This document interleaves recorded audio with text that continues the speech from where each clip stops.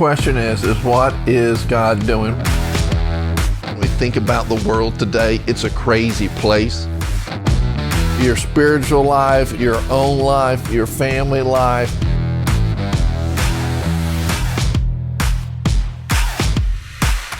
Happy weekend and welcome to Legacy Family. We are so excited to see you and so thrilled with all that God is doing in our lives and in your life. Last week I promised you that this week I would teach on a simple little phrase, or one word actually, called suddenly. And as I began to study, I decided that I really wanted to focus this on the life of a guy who used to be known as Saul that became Paul in Acts 9. And in that story alone, there was a lot of suddenlies. He was on the road to Damascus, and on this road, he wasn't a pleasant person. He was going on the way to persecute those that love God. And suddenly, a light shone upon him, and he went blind.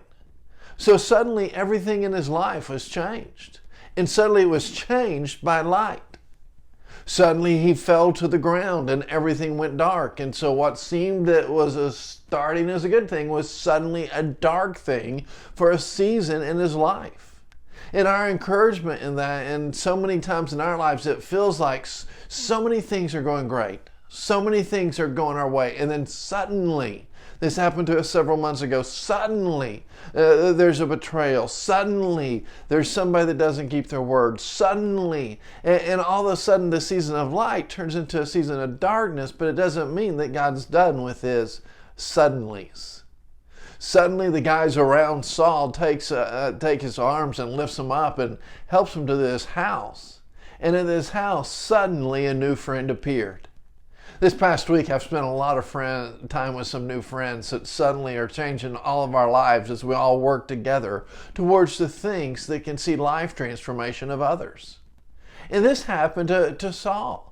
He became Paul, and suddenly, as Ananias showed up, he was a wonderful Jew, and he knew the things of God, and he suddenly prayed, and suddenly Saul's eyes were able to be opened.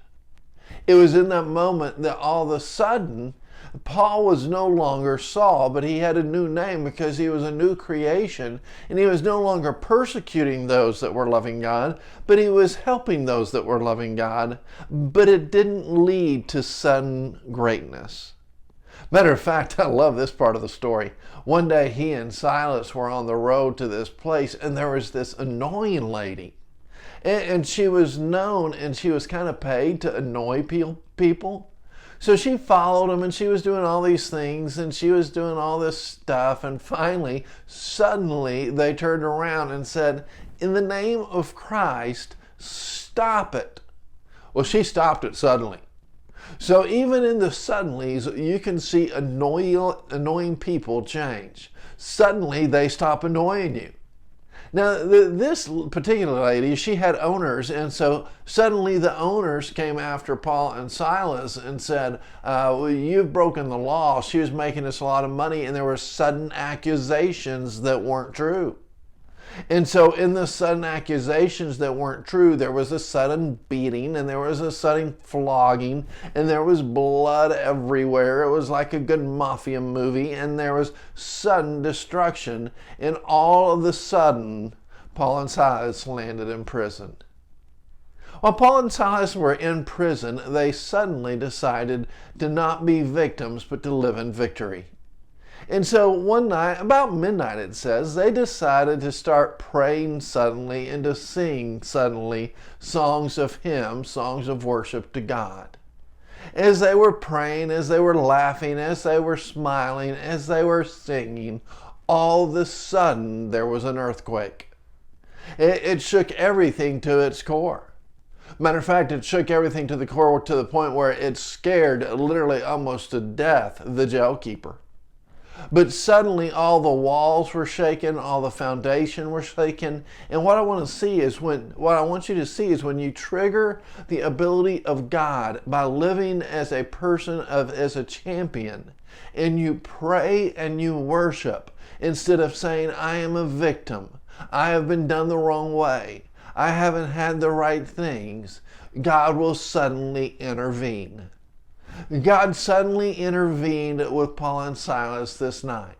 This jailer fell to the floor and he was scared to death.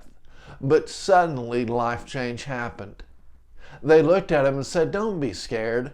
Matter of fact, if you'll surrender our God right now, He loves you so much that you will become a believer, that God will save you and God will give you sudden freedom in your spiritual life and the life of your household."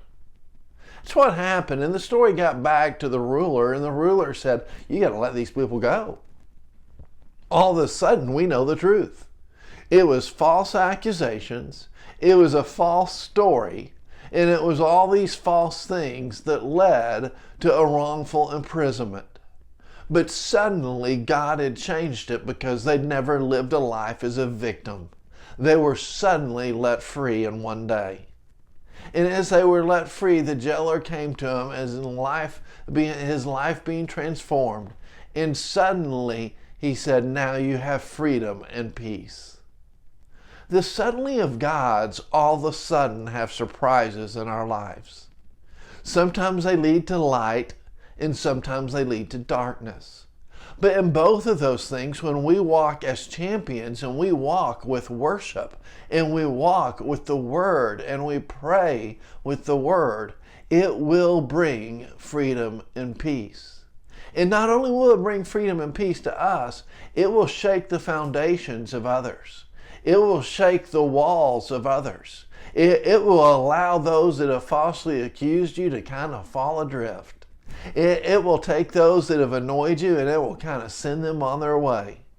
And suddenly you will see the power of God. I want to encourage you, no matter what you're going through today, that God is ready to suddenly move on your behalf. And as you pray and as you worship and as you live as a champion, God will come and intervene. And even if it seems like light and then it seems like darkness, don't fret, don't be afraid, because suddenly God's bringing freedom and peace in your life. Thank you so much for being a Legacy family. We are so excited about all that God's going to do. Last week I said that I would send many of you an email, and I didn't. And the reason I didn't is one of my sayings is, it's not done until it's done. And today some things happen and it is done. And so I'll be sending you an email after this message sometime tomorrow, updating you on what God is doing in the Legacy family and what God is doing in our future and the great things that are heading our way. Thank you for sharing your time. Thank you for sharing this video. Thank you for sharing in your giving. We love you. We appreciate you. We are proud of you. You are a Legacy family. And always remember in Ephesians 3:20 that God promises that He can do anything. And you know far more than you could ever imagine, guess, or request in your wildest dreams. Suddenly.